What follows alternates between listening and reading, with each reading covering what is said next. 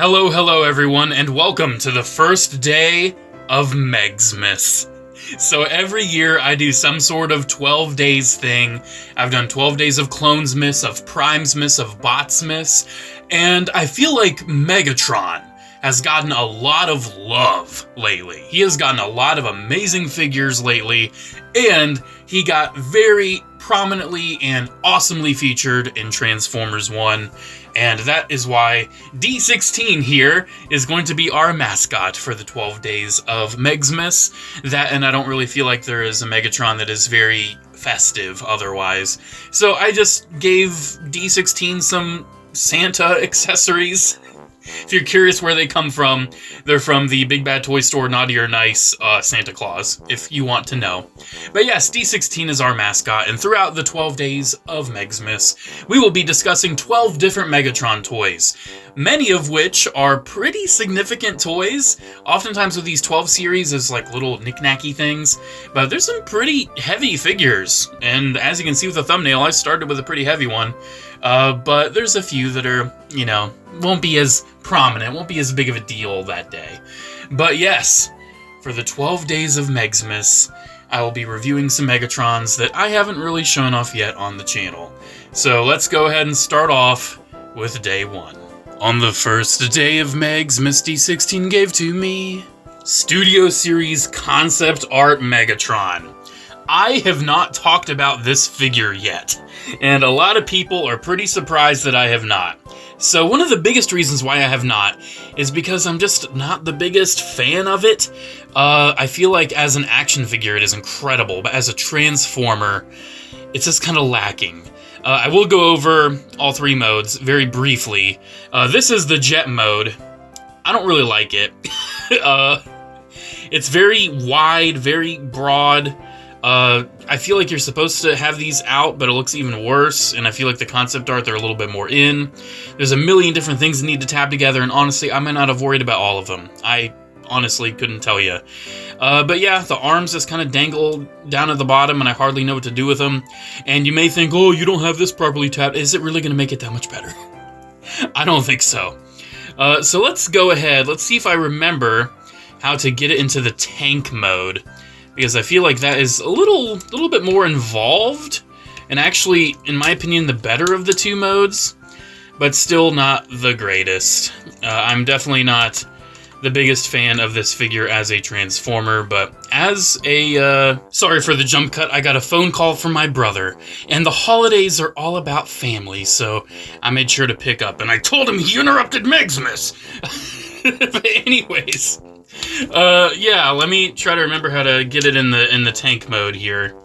I'm not the biggest fan of this mode, honestly, and I'm very much looking forward to just moving along, because I don't know, dude.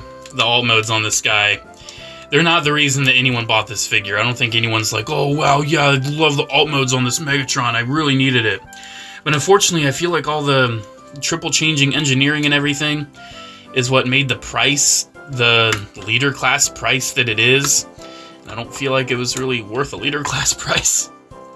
Yeah, there's kind of a reason why I didn't get this figure to, you know, review earlier. I didn't review it earlier because my opinion on it is the less popular opinion, shall we say. I don't get the hype entirely, but I still do enjoy this figure. I still do. And hey, it's festive. You know, we got the festive background music. You know, we got Kevin McLeod playing in the background. It's a good time. It's a good time. Come on. Ugh, jeez, it's so tight. It's very tight to get this guy in the alt mode. And now I'm trying to think what happens next. What happens next? This will fold, da-da-da. Yeah, pretty much all the other ones aren't going to take too long. I feel like episode 1 is going to be literally the longest episode because of this guy being a triple changer.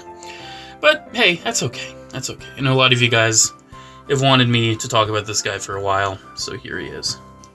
And that tabs in right there, right? Jeez. Why is this not working? Oh my goodness. It's one of those where things ain't gonna line up, huh? It's gonna be one of those days. Does this need to be hinged the other way? Is it really that petty? I wonder, is it that petty? It's that petty. It was that petty. You need to have the black on the top. Oh my gosh. I hate when Transformers are that specific. Like, get real, bro. I feel like they should have engineered it where it would have been fine on either side.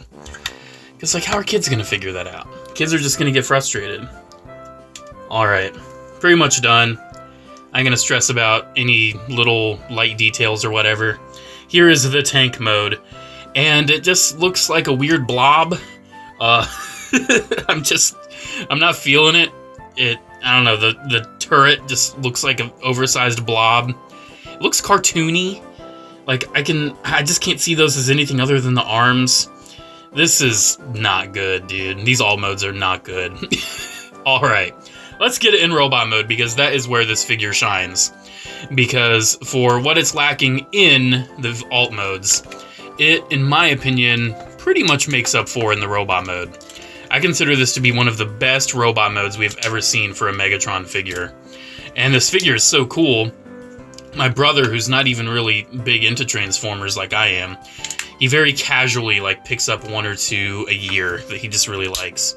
He has really been after this figure lately. And I'm hoping that he can get one here soon, because it is fantastic.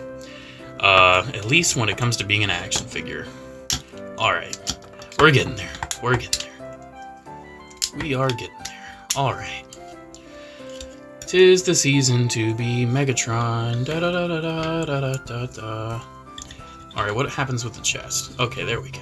There we go. Rotated his waist for no reason, that's okay. Casual waist rotation. Alright.